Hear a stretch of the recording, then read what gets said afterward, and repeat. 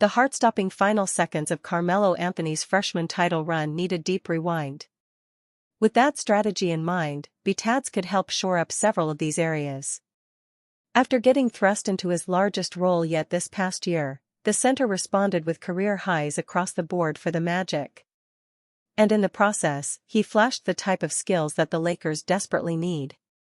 Although he is not the dynamic lob threat that many have pined for on offense, he is capable and does enough of everything else to provide intriguing value. Bitads averaged a career high in points per shot attempt and converted on 65.8% of his two-point chances, 84th percentile among bigs, this past season. While those are two strong numbers on their own, what makes them even more impressive is the context behind them. On a lowly offensive team with little perimeter playmaking, only 64% of Bitads' two-point makes came via an assist from a teammate. To put this in comparison, Jackson Hayes relied on 85% of his buckets being served up for him. Going from the level of passers he played with in Orlando to catching passes from the likes of Luka Doncic and LeBron James could unlock an even more efficient scorer. Bitads also flashed playmaking ability of his own. As one of the Magic's primary dribble handoff bigs, the center showed solid feel and vision finding teammates in the half-court, 70th percentile in AST percent among bigs. Although that might not be explored further on a team with the number of creators the Lakers have, it could be useful in the short roll, against switches, or the instances Doncic is blitzed. Arguably, Bitads' main value comes on the defensive end. As a product of playing in Indiana and Orlando, he's got a case as one of the most underrated rim protectors in the NBA. Since entering the league, Bitads has finished in the 90th percentile or higher in block percentage in 4 of the last 6 seasons. With modest height and wingspan, Bitads instead picks up his swats thanks to his mobility, timing, and solid defensive awareness. Bitads' frame also plays a big role in his defensive aptitude because, simply put, the dude is strong as hell. He's hard to budge on the block, 79th percentile defending post-ups, and is a handful on the glass on both ends, 11.7 rebounds per 36 minutes. These are two traits the Lakers have sorely lacked from their non-Anthony Davis bigs in recent seasons. Despite a laundry list of injuries and limitations on offense, the Magic still stayed afloat this year, largely thanks to their stout defense, an area Bitads played a key role. In the 2290 possessions he was on the floor, Orlando posted a defensive rating of just 110.1. That would have ranked third stingiest this year. If he could replicate similar results in Los Angeles, the Lakers should jump at the opportunity. How much would the Lakers have to give up? From a money matching and asset perspective, Bitads falls into a sweet spot if the front office wants to go bargain hunting. The center is still on a team-friendly contract with 2 years left on his deal. He is set to earn roughly $8.3 million this upcoming season and just $7.6 million in 2026. While it's unlikely the Lakers will need to part ways with a first-rounder for Bitads, they will still have to offer something of value to get the Magic to part ways with him. Even after trading for Desmond Bane, Orlando will likely look to add more firepower to bolster their 30th-ranked three-point percentage. A deal centered around Dalton Knecht and cap filler could make sense for both sides. Trading Knecht for Bitads could be seen as selling low, but it is worth noting that despite being in the league since 2019, Bitads is just a year older than Knecht and would still fall within Doncic's timeline. How realistic of a target is he? Given his aforementioned age, production, and steadiness, the Magic will not be actively looking to part ways with Bitads. That said, they soon may be forced into some difficult decisions due to their bloated cap sheet and depth chart. After adding Bane to the roster and with raises on the horizon for the young stars, the bill is set to be due in Orlando. The Athletic's John Hollinger recently laid out the predicament the Magic could find themselves in. Adding Bane's salary to the 2025-26 cap doesn't alter the math much. Orlando is likely to dip into the luxury tax and flirt with the first apron. However, a likely supermax for Banchero would put Orlando above the second apron in 2026-27 if he makes one of the All-NBA teams in 2025-26. The Magic have some outs between now and then with non-guarantees and team options, but this Jalen Suggs, Bane, Wagner, Banchero, Wendell Carter Jr. core is pretty locked in. While they have shown promise and look bound to make another leap in a depleted Eastern Conference this upcoming year, the threat of landing in the second apron likely will force the front office's hand if they fall short in the postseason once again.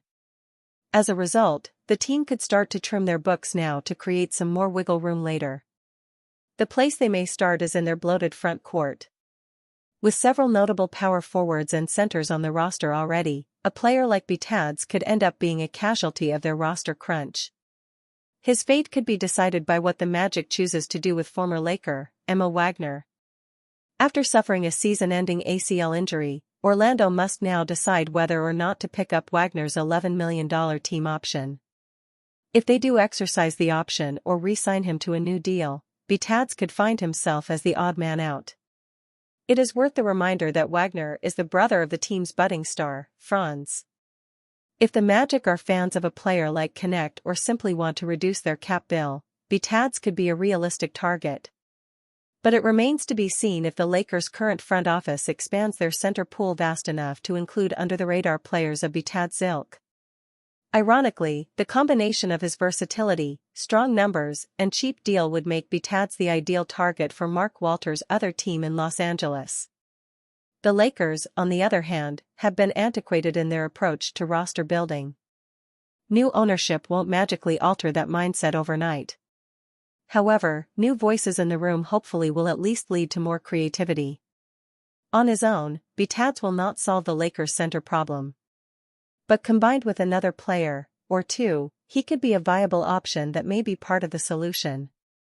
Lakers predicted to land 6'11" Russian big man. The future of the Los Angeles Lakers is much more interesting now that the Buss family has sold the majority ownership of the franchise to Mark Walter.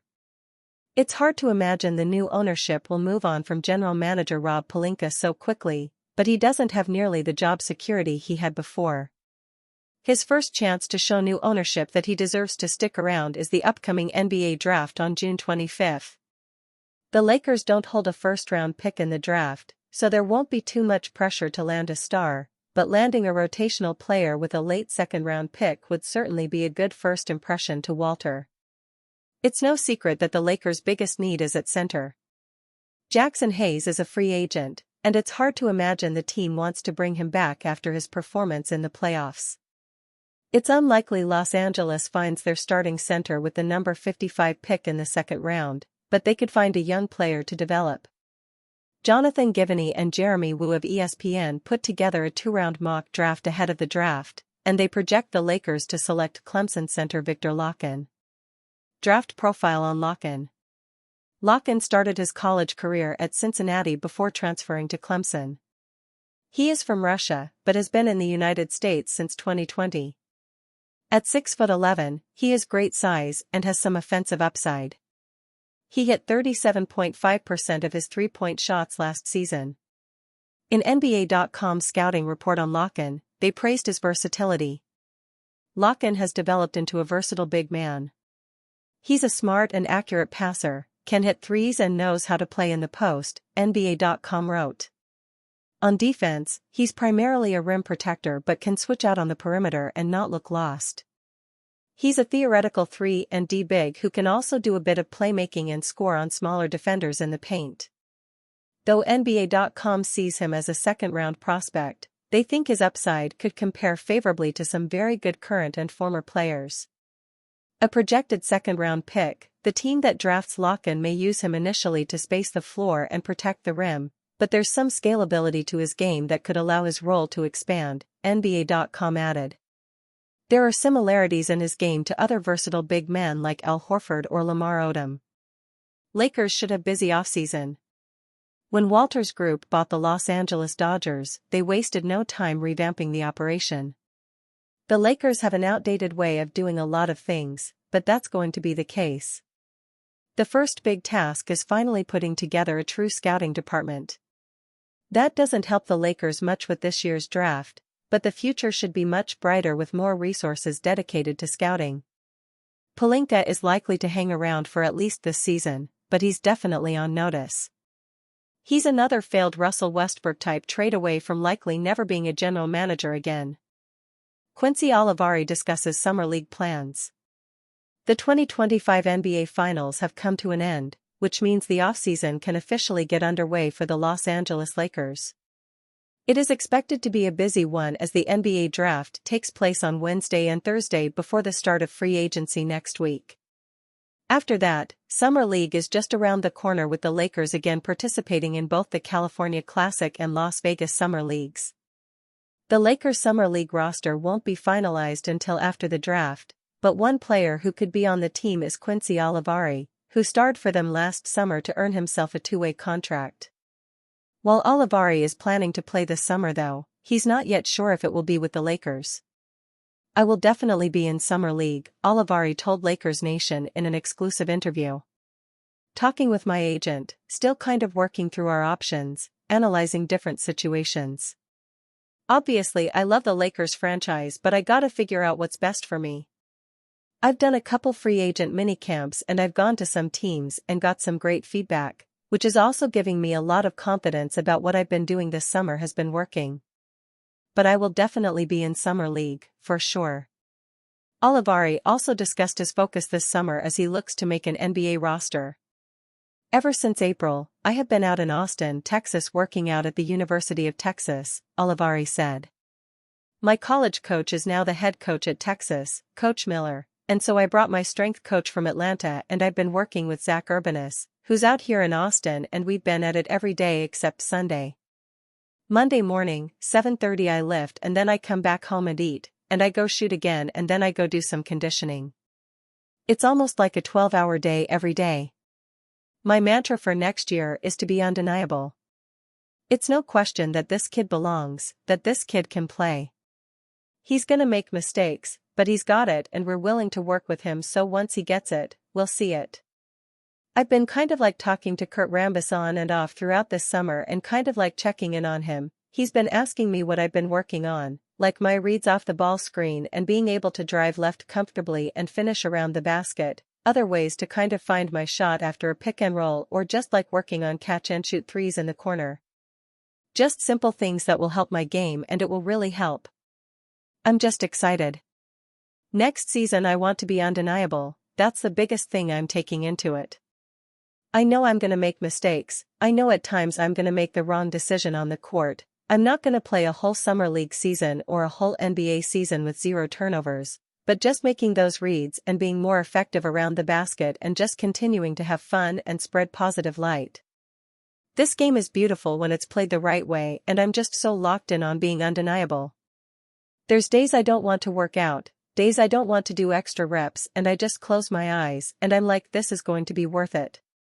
You gotta be undeniable if you want to be one of the best. The Lakers don't have a first-round pick this year, so they might be the best opportunity for Olivari to get playing time in Summer League to showcase his growth to the league. Regardless of where he ends up though, there's no doubt that all Lakers fans will be rooting for Olivari's success.